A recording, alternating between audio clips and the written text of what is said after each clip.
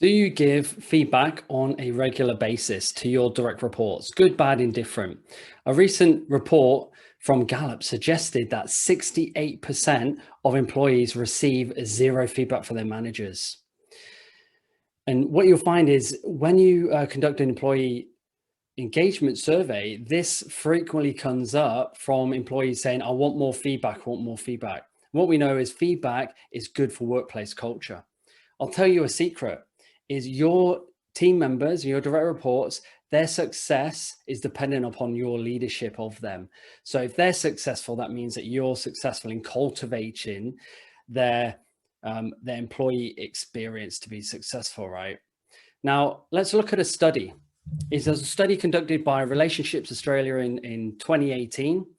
And what they conducted just up here is this is time on the bottom. This is level of feedback. And what they found is that with the red lines, relationships that had no feedback and then one feedback event pretty much terminated straight away. Whereas relationships, which is this blue line that had constant feedback as they went through, ended up normalizing over time. And that was part of the culture. And on average, it's 10 years, right? So with relationships, if you have regular feedback, it lasts 10 years longer than relationships that have no feedback and then a sudden feedback event. I had this in the Air Force. Is we used to teach feedback because when people used to go overseas to Afghanistan and Iraq, we wanted this model of feedback rather than no feedback. And then at the end of the 6-month deployment, they'll come back and be a massive punch up. And then there'll be, that would be the end of that relationship, and we'd have to get, post people out to different units where it didn't need to happen that way. We just needed to have continuous feedback as we went through.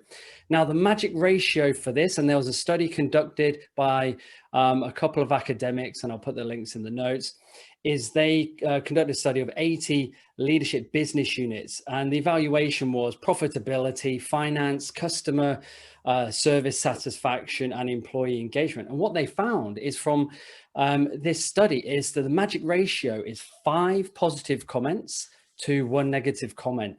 And that will create a really high performing culture. And you can see on the grid just down on here is the magic ratio is 5.6 positive comments to 1 comment. And what they found is that low performing teams had 0.36 pieces of positive feedback. Medium performing teams had 1.9. So that just means they were getting more negative feedback more often than not than positive feedback. And you can see the massive gap between here of the high performing team. And that was just by giving them feedback on a regular basis. Now, let's look at some principles of feedback if you've not already thought about this. So the first principle is you need to act immediately. So if you see something, say something.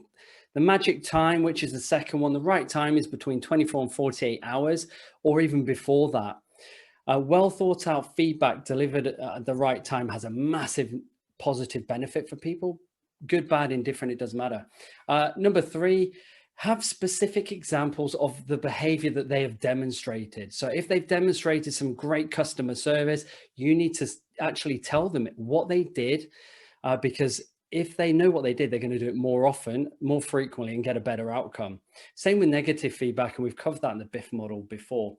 Number 4 is avoid negative language. Like, I would expect more from you. You should have done this better, because what that does, it doesn't resonate with them, and then they just brush it off, and they take it pretty personally, and it should be just observable. And use more, which is number 5, positive language, because what that does, it actually stimulates the brain.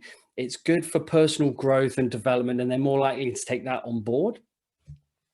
And the final one is link the behavior or the feedback to, what impact that has on the individual or team members, your department, the organization, as a whole. People want to know how their behavior and what the results that they're working on contribute to the bottom line of the business.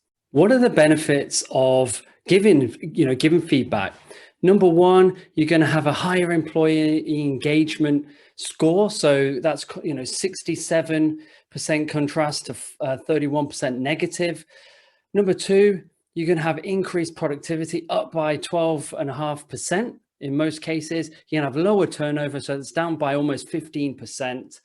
You can have greater profitability. So in the study is 8.9% increase in profitability by giving regular feedback. So look, bottom line is, gone are the days of just, hey, good job, Bob, well done for doing that. Now you have to make feedback a regular thing. You have to make it meaningful, specific, purposeful, and you have to link it to the bottom line. Because if we don't do that, we're just going to have a turnover in staff, lower productivity, lower engagement scores. And what we actually want is an empowered workforce. So give it a go. Let me know how you get on.